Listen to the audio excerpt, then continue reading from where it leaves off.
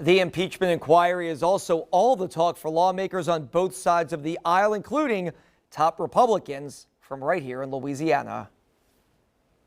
All right, joined now with Republican Whip Congressman Steve Scalise. First off, thanks for being here. Great to be with you. Let's just get right into the impeachment inquiry. A second whistleblower has come forward. Republicans have said they feel like this is a witch hunt, as does the White House. Why not let the process play out by the Democrats? Well, clearly it's been a witch hunt from the day Donald Trump got elected, where you have a number of people that said from the outset they wanted to impeach him. That's not why you have the impeachment process.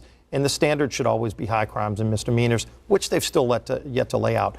If you think about the so-called whistleblower that had first come forward, it was a secondhand account. And at that point, I think President Trump saw where this is going. He said they're making up a bunch of stuff. They're saying that there's quid pro quo. So he just released the transcript. And nobody's denied that that's the transcript. In fact, President Zelensky himself was asked, and he said they didn't even bring up foreign aid and there was no quid pro quo, and he thought it was a good call. And so why do you need a whistleblower when the two people that they're supposedly whistleblowing against have now come out and said what the call was about? The two people who actually were on the call have both said it was a good call, congratulating Zelensky for his big upset win in Ukraine to root out corruption, and President Trump is offering to help him go do what needed to be done to clean up that country. But do the optics look poor? The optics appear that, hey, look, this is a quid pro quo. This is you're asking for aid. In return, I want you to investigate a guy who could be on the ticket in 2020. Do the optics just look bad that Republicans are giving pushback against a Democratic-controlled House who wants to investigate this? Well, first of all, there was never any talk of aid that came up on the call. In fact, aid had already started to come to Ukraine. We had appropriated money. There was even more money coming. The only thing that was brought up was when President Zelensky brought up the Javelin missiles.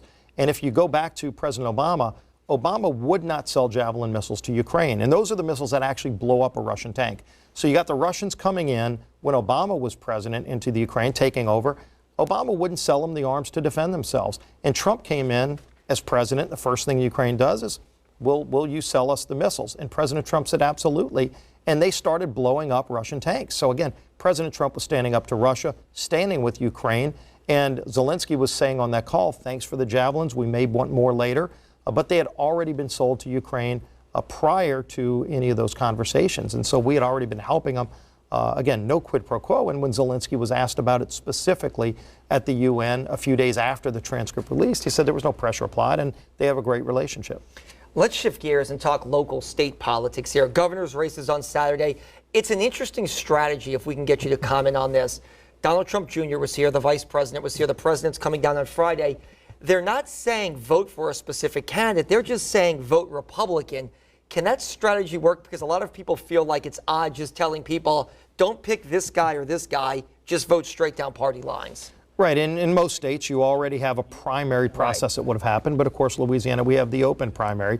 And so because we have multiple Republicans, what President Trump and Vice President Pence and others have said is, we just want to encourage Republicans to go out and vote. We want to encourage everybody to go out and vote.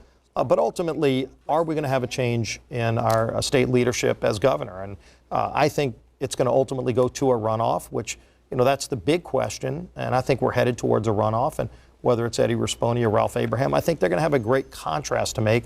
The real question is, why is Louisiana the only southern state losing population?